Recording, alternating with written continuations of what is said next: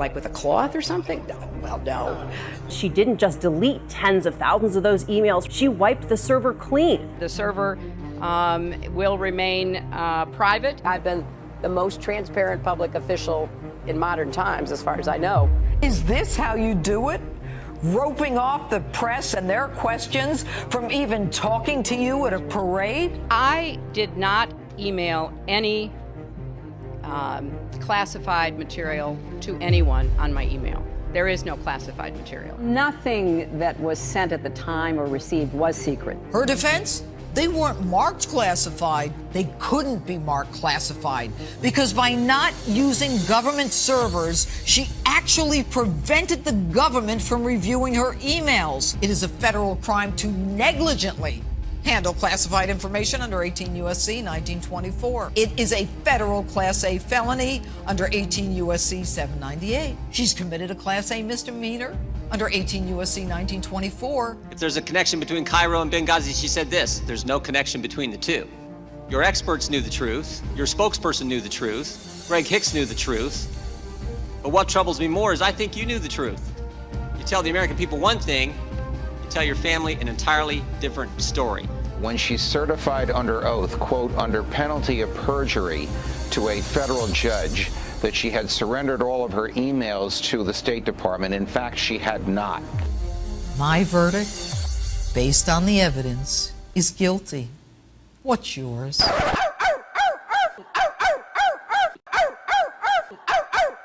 The great story here, for anybody willing to find it and write about it and explain it, is this vast right-wing conspiracy. It's no secret that we're going up against some pretty powerful forces that will do and spend whatever it takes to advance a very different vision for America.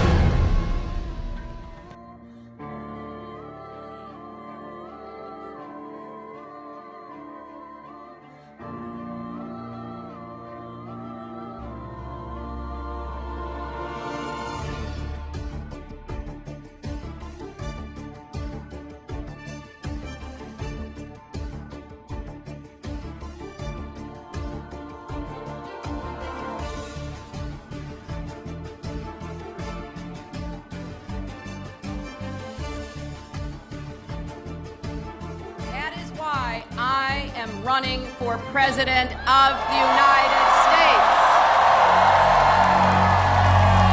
The people want to know Hillary, the Hillary that I knew back here in Arkansas.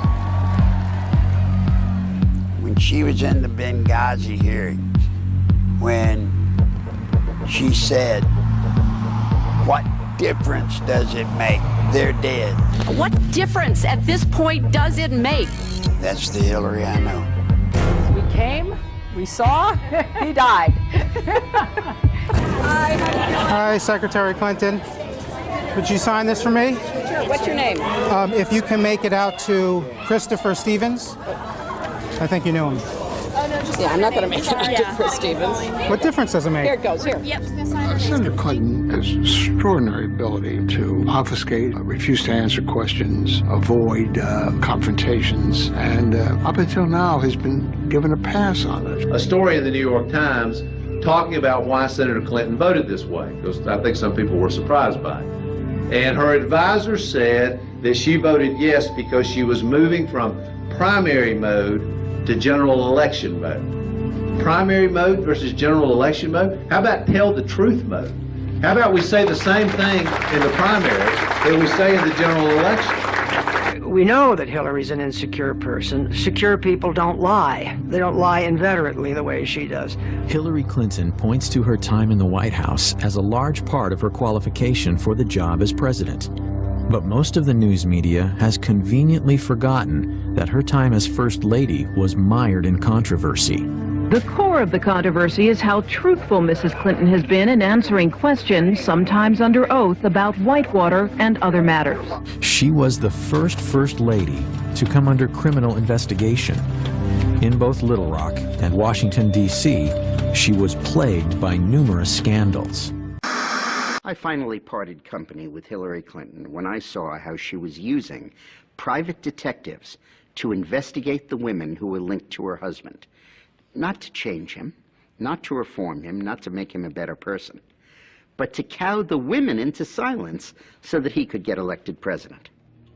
I do not want that woman controlling the IRS or the DEA or the NSA or the FBI or the CIA.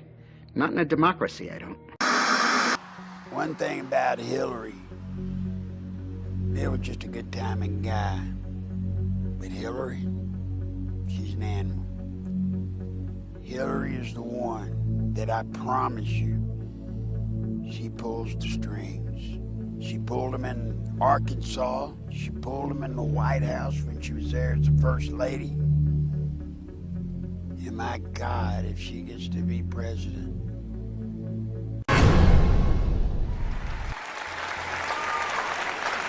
I'll tell you a couple of stories about fraud. The Bohemian Club, as you say, the Bohemian Club? That's where all those rich Republicans go up and stand naked against redwood trees, right? I've never been to the Bohemian Club, but you ought to go. It'd be good for you. Get some fresh air. I know nothing about the Bohemian Grove with Bill. I know about once a month, Hillary would go out to Los Angeles. And she did it so regular that it became a bit of an issue trying to, why is she always going? Bill told me that she was going out there, she and a group of women, and she would be a part of a witches' church. And man, when Bill told me that, you could have hit me with a baseball bat. I tried to point out to him, you realize what had happened if that got out? Of course, my job is to make sure it didn't get out. Now, I don't know today if Hillary still partakes in the witch ritual. I don't know that I even know what the ritual was. But for the better part of many years, Hillary would go quite often, whether it was regularly once a month or maybe once every couple of months. She would go out on a weekend simply to be a part of it.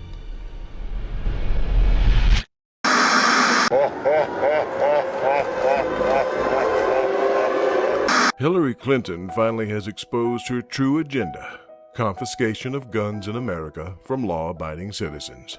Both she and Obama have stated that they'll use executive action if necessary to ensure gun control is accomplished. But now she's begun speaking publicly about using the Australian model as a template for American gun control. By discussing the Australian buyback, what she's making clear is that it's not just the run-of-the-mill gun control that she's after. She wants confiscation, too. The left seems to be in a race to see who can push this issue farthest and fastest, since Obama made reference to the Australian gun grab a year ago, praising the move. Calling the legislation passed in Australia a buyback is deceptive. It was forced confiscation with a modest cash reimbursement to soften the blow. Anyone who chose not to accept that reimbursement and turn in their guns was subject to having them forcibly taken and facing a prison sentence. How did they know whether someone wasn't complying? Because prior to declaring guns contraband, national registration was implemented. Once the guns were registered, it was easy to force compliance. Both Hillary Clinton and Barack Obama have suggested that the way to accomplish this is through executive orders, since Congress won't pass such legislation. They seem to forget that the Second Amendment stands in the way of this scheme, but that doesn't seem to deter either of them. Many gun control activists falsely claim that no one is coming for your guns, but that's a lie. They already have. Remember the door-to-door confiscation of guns in New Orleans after Hurricane Katrina hit in 2005? Remember the calls for gun confiscation by New York Governor Andrew Cuomo and others in the aftermath of the Sandy Hook tragedy? Now, Barack Obama and Hillary Clinton have come out of the closet and made their true intentions for gun owners clear. All the secret emails, criminal acts, cover-ups, and that sexual relationship with Huma Abedin that is whispered about in the dark corners of Washington. Hillary Clinton's State Department was a virtual pornographic and criminal enterprise. Besides the secretive relationship Clinton has with Anthony Weiner's wife and closet Muslim Brotherhood member Huma Abedin, there is a litany of pornographic peccadillos and criminal acts. Diplomatic security agents sexually attacked female guards. Clinton security agents routinely solicited prostitutes, and embassy staff were caught running a drug ring in Iraq. But the most disgusting aspect of Clinton's corrupt State Department was Ambassador to Belgium Howard Gutmann, who routinely ditched his security detail in Brussels and solicited prostitutes, including minors.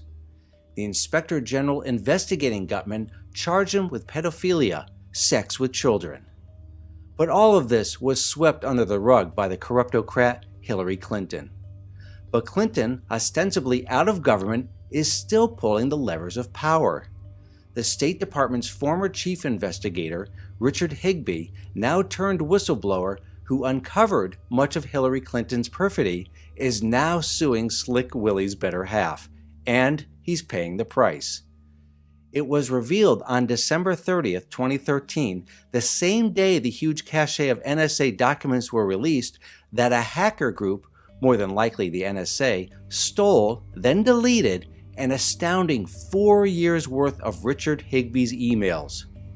The emails included correspondence with other whistleblowers and included a treasure trove of documents revealing a State Department under Clinton that was corrupt to the core. Another State Department whistleblower, Aurelia Fednizen, didn't get her emails stolen. Instead, she received the shakedown treatment, a mob-like visit by State Department thugs who camped out in front of her house and harassed her children. But stealing emails and shakedown tactics was just one part of the attack against State Department whistleblowers. On June 29, 2013, in what is reminiscent of Nixon's plumbers, Richard Higbee and Aurelia Fednizen's lawyer's office was broken into, in which documents and computers were stolen, more than likely ordered by Hillary Clinton's minions. If you think Barack Obama is a corrupt president, you ain't seen nothing yet. Hillary Clinton will make Barack Obama look like a choir boy. And unlike Barack Obama, Hillary Clinton has been around the block a few times and has the keys to all the secret doors in Washington. Most notably, the door that leads to a massive electronic file on every single American. Be afraid, America. Be very afraid.